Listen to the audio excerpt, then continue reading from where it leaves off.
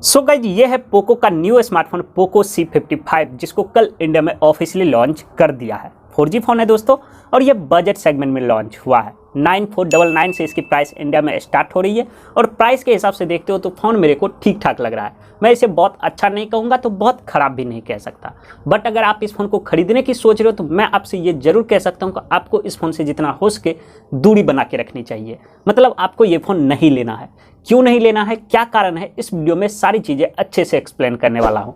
तो उसके लिए चैनल पे अगर आप नए हो तो सब्सक्राइब कर लीजिए एंड वीडियो आपको थोड़ी सी भी अच्छी लगती है तो लाइक ज़रूर कीजिएगा। पहले दोस्तों चलिए हम बात कर लेते हैं इस फोन की प्राइस के बारे में। तो गाइस इसको 4GB 64GB and 6GB 128GB के सिर्फ और सिर्फ दो मॉडल में लॉन्च किया गया है। जो बेस मॉडल है 4GB 64GB इसकी प्राइस 9499 रखी गई है एंड सेकंड मॉडल को 10999 में लॉन्च किया गया है। मतलब 9,500 और 11,000 रुपये का ये फोन इंडिया में लॉन्च हुआ है। बट अगर आप इसे फास्ट सेल में परचेस करते हो तो यहाँ पे आपको 1,000 रुपये का डिस्काउंट मिल जाएगा और डिस्काउंट मिलने के बाद आप इस फोन के बेस वाले मॉडल को 8,500 रुपये में और सेकंड मॉडल को 10,000 रुपये में खरीद सकते हो और इस प्राइस पे ये स्मार्टफोन मेरे को काफ़ी अच्छा लग रहा है। अब दोस्तों चलिए हम देख लेते हैं कि इस प्राइस पे हमें यहाँ पे स्पेसिफिकेशंस क्या क्या देखने को मिलते हैं। तो सबसे पहले दोस्तों यहाँ पे आपको 6.7 इंच का बड़ा डिस्प्ले देखने को मिलेगा। HD+ रेजोल्यूशन का यहाँ पे डिस्प्ले दिया गया है। IPS LCD का पैनल मिलता है।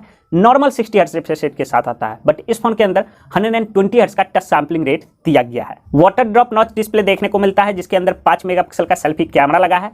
पीछे की तरफ यहाँ पे दो कैमरा दिए गए हैं। 50+2 का डुअल कैमरा सेटअप देखने को मिलता है। 5000 mAh की बैटरी दी गई है जिसको चार्ज करने के लिए यहाँ पे 10 वोल्ट की चार्जिंग का सपोर्ट भी देखने को मिलता है। माइक्रो USB पोर्ट के साथ ये फोन आता है। 3.5mm jack and dedicated card slot का ऑप्शन यहाँ पे दिया गया है। सिंगल स्पीकर यहाँ पे देखने को मिलते हैं और फिजिकल रैम के साथ साथ इस फोन के अंदर 5GB का वर्चुअल रैम भी दिया गया है। इसके अलावा दोस्तों इस फोन के अंदर rear mounted fingerprint sensor and face unlock का सपोर्ट भी दिया गया है। लास्ट में अगर परफॉर्मेंस के बारे में बात करते हैं तो इस फोन के अंदर MediaTek Helio G85 वाला प्रोसेसर लगा है और यही इस फोन का की हाईलाइट है।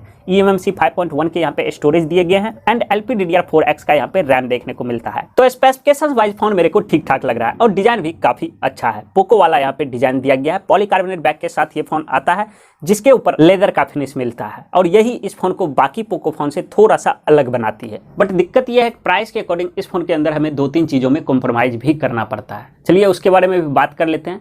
तो सबसे पहली कमी आपको इस वाले स्मार्टफोन में जो नजर आएगी वो है इसके डिस्प्ले में। जब तक दोस्तों 4GB 64GB वाला मॉडल है तब तक तो थोड़ा बहुत ठीक लगेगा, लेकिन जैसे ही आप 6GB 128GB के ऊपर शिफ्ट करते हो जिसकी प्राइस 11,000 रुपये रखी गई है, वहाँ पे दिक्कत ये नजर आएगी कि यहाँ पे एक HD+ रेजोल्यूशन वाला डिस्प्ले देखने को मिलता है, वो भी नॉर्मल 60 हर्ट्ज के रिफ्रेश रेट के साथ। और इस प्राइस पे आप किसी भी फोन के पास अगर आप देखोगे तो वहाँ पे एटलीस्ट 90 हर्ट्ज का रिफ्रेश रेट तो हमें निश्चित रूप से देखने को मिलता है। और काफी सारे फोन ऐसे हैं जहाँ पे हमें फुल HD+ रेजोल्यूशन का डिस्प्ले देखने को मिल जाता है 10 से 11,000 रुपए वाले फोन में। तो आप खुद सोच करके देखो क्या ये चीज इस प्राइस पे एक्सेप्ट करने लायक है या फिर नहीं। दूसरी कमी के बारे में बात करते हैं तो दोस्तों वो है इसके कैमरे में। पीछे की तरफ जो मेन सेंसर 50 मेगापिक्सल का लगा है वो अच्छे फोटोज निकाल कर देता है, बट दिक्कत है इसके सेल्फी कैमरे में क्योंकि यहाँ पे 5 मेगापिक्सल का सेल्फी कैमरा लगा है और 11,000 रुपए वाले फोन में मुझे नहीं लगता 5 मेगापिक्सल का सेल्फी कैमरा बिल्कुल भी जस्टिफाई करता है। यहाँ पे एटलीस्ट 8 या फिर 13 मेगापिक्सल का सेंसर देना चाहिए था, ऐसा मुझे लगता है।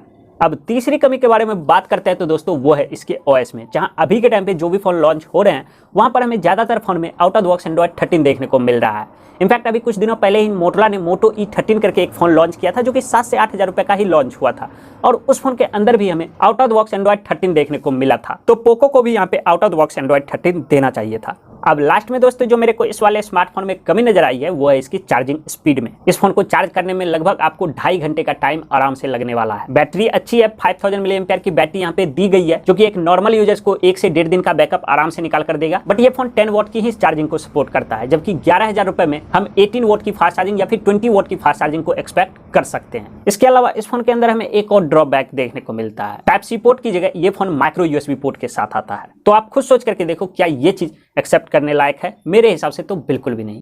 तो गाइस अगर आप इस फोन को खरीदते हो तो इस फोन के अंदर इन 3-4 मेजर चीजों में आपको कॉम्प्रोमाइज करना पड़ेगा। वैसे अब यहाँ पे कुछ लोग कमेंट करके ये कहेंगे कि 10 से 11,000 रुपए वाले फोन में तुम और क्या एक्सपेक्ट करते हो, तो उन लोगों से कहना चाहूंगा कि मेरा कहने का मतलब ये बिल्कुल भी नहीं है कि ये फोन खराब है, बट फिलहाल के लिए आप इस फोन से दूरी बना के रखिए। क्योंकि अगर अभी फ्लिपकार्ट के ऊपर जाते हो तो वहाँ पे Redmi 10 करके एक फोन दिखेगा जिसकी प्राइस 92,999 शो हो रही है मतलब 9300 रुपये में ही आप उस फ़ोन को खरीद सकते हो। और उस फ़ोन के अंदर आपको इससे काफ़ी सारी चीज़ें बहुत अच्छी देखने को मिलेगी।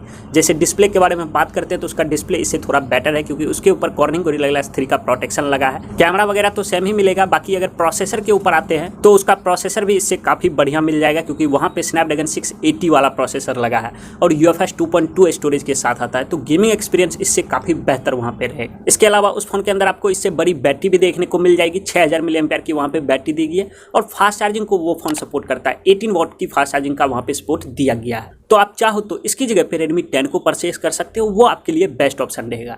लेकिन अगर आपको इसी प्राइस पे कोई ऐसा स्मार्टफोन चाहिए जहाँ पे आपको कोई भी चीज़ों में कॉम्प्रोमाइज़ करना ना पड़े, तो इसकी जगह पे Moto G31 परचेज कर लीजिए, जहाँ पे आपको full HD plus AMOLED screen मिल जाएगी। 50+8+2 का ट्रिपल कैमरा सेटअप वहाँ पे देखने को मिलेगा। 13 मेगापिक्सल का सेल्फी कैमरा भी दिया गया है। 5000 mAh की बैटरी तो मिलती है। इसके अलावा वहाँ पे 20 वोट की फास्ट चार्जिंग का सपोर्ट भी मिलेगा। और सबसे अच्छी चीज़ मेरे को ये लगी कि यहाँ पे स्टॉक एंड्रॉइड मिलेगा। थोड़ा पुराना फोन है, एंड्रॉइड 11 के ऊपर ही आता है। मुझे पता नहीं कि यहाँ पे एंड्रॉइड 12 का अपडेट अब तक मिला है या फिर नहीं मिला है, बट इस फोन के अंदर आपको क्लीन UI मिलेगी, स्टॉक एंड्रॉइड का एक्सपीरियंस मिलेगा। तो इससे ज्यादा और आप क्या एक्सपेक्ट कर सकते हो 9500 रुपए वाले फोन में। और ये भी फोन 4GB 64GB वाला मॉडल 9499 रुपए का ही अभी फ्लिपकार्ट के ऊपर मिल रहा है। तो आप चाहो तो इसकी तरफ जा सकते हो पोको C55 से, और Redmi 10 से ये फोन बहुत ज्यादा बेहतर है। तो गाइज बस इस वीडियो में इतना ही।